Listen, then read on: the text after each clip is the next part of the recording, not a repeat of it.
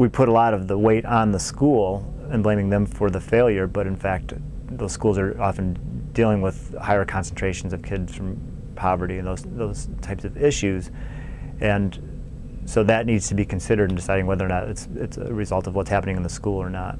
But the Milwaukee Voucher program has shown that poverty does not have to be an educational straitjacket. Students who receive the voucher must by law come from families with incomes at or below 175% of the federal poverty level, while their counterparts in public schools come from a broader range of economic backgrounds. Yet, the Milwaukee Voucher program students are graduating at higher rates than the Milwaukee public school students. So why are many Chicago public schools not serving the academic needs of the students?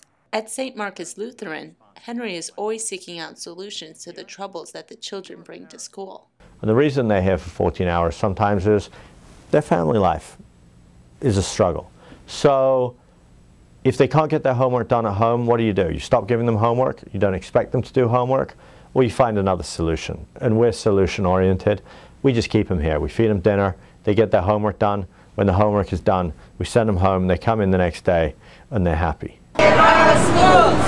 Save our schools! Chicago public schools are in the process of turning around, closing, and consolidating failing schools, but not without meeting strong resistance from the Chicago Teachers Union. Our schools! Save our schools! Closings, turnarounds, phase-outs, consolidations, they're taking us off the game of teaching and learning. You know, support these teachers. Right now it seems like you're not only throwing out the baby with the bathwater, but you're taking a sledgehammer to the tub. Let the people say, should we support the teachers? The program is not designed to really help our kids. These teachers and these brothers, the parents, community, but where do these kids go? They come right down to Mr. Johnson at Cook County Juvenile Detention Center. Turning around failing public schools certainly doesn't address the root problem, which is a governmental education monopoly resistant to change. As we've seen with the Milwaukee Voucher program, more competition puts pressure on the public schools to perform, leading to better academic results. A new model of public education, the Renaissance 2010 Charter School Program, has brought more competition and choice, but the charter school program is opposed by the Chicago Teachers Union. Hey, ho, ho! Red 2010 has got to go! Hey, hey, ho, ho! Red 2010 has got to go! The biggest obstacle, it is a political battle. You have a system where you have very, very powerful and entrenched interests, and those interests are focused. They have a lot of cash. They are able to give a lot of money to political candidates. The Chicago Teachers Union is an affiliate of the American Federation of Teachers, which ranked 15th for spending and political contributions, according to OpenSecrets.org. You know, we don't have a union here. That's one of the big differences. There's no union in the charter school world. And I know that makes public schools nervous, and it makes the union nervous, and that's one of the reasons that there's sometimes animosity between charters and the public schools, is because of the union issues. Ms. Baldino runs CICS West Belden, one of the 74 charter school campuses in Illinois. 84% of the students at West Belden are meeting the state standards, far above the CPS average of 68%. Unlike their neighborhood public school peers, charter schools have a very strong incentive to perform. Charter schools in the city of Chicago do not perform. Your contracts are given for 5 years. Within that time frame, if you don't demonstrate that you basically are, if not outperforming your neighborhood school, at least on par with your neighborhood school, they will eventually come in, the state will come in and revoke your charter, basically. That doesn't happen in the public schools. In Chicago, charter schools typically outperform their neighborhood schools. Out of the 38 charter elementary school campuses, 34 outperformed their comparison schools on the 2008 ISAT. Charter schools are a new kind of public school where new kinds of educators and innovative educators who wouldn't normally be able to participate in public schooling get to run their own schools and compete for kids.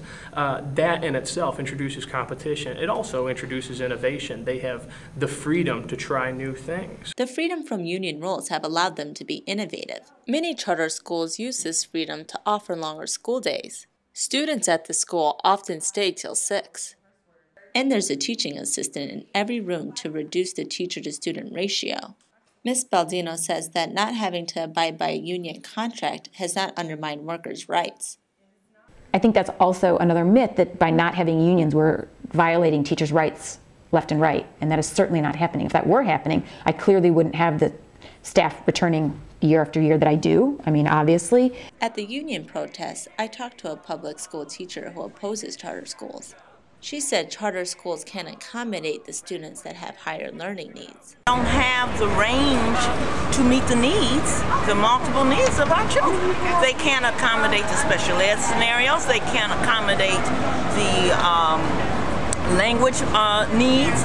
You know, we've got special education students. 93% of our population are second language learners. We have one of the largest populations in the city, and you know, so we're certainly not taking the best and the brightest. 100% of the English language learners at the school are scoring above the Chicago public school average. However, academic success wasn't immediate for the students at West Belden. You know, I mean, when we first opened our doors, our students were scoring the 30th and then 40th percentile, but that wasn't good enough for us. Did we have students involved in gangs? Sure we did. Or family members involved in gangs? Sure we did. Do we have students that come from homes where, you know, might be considered in the realm of poverty? Sure we do. You know, do we have students that have behavioral issues, that are throwing things at teachers? Sure we do. But we just didn't sit there and let that be the status quo. Ms. Baldino has a message for the education leaders at the failing Chicago public schools slated for turnaround or closure. So I understand those people out there that are concerned about all those schools closing, but my response would be, what are you going to do about it? You know what I mean? How are you going to make it better? It is possible.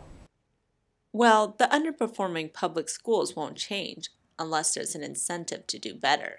However, there is an area of the education system in Chicago that is constantly incentivized to meet the needs of the students, and that's in the private sector, where we see creative destruction at work. Schools have to satisfy the demands of the parents, or else they won't survive. Public schools are government-owned and government-run, so there's no pressure to constantly meet the needs of the parents. However, in the private sector, since parents are writing a check to the schools, they better keep those parents happy. The Archdiocese of Chicago, the largest Catholic school network in the U.S., serves about 93,000 students, down significantly from the 350,000 students served in the 1960s. We've had a lot of schools close. If they don't perform, if they don't, if parents don't feel that they're worth the investment, they're not going to survive. So it's something that we've lived with, and you know, it forces you to do all the things that a good school should do.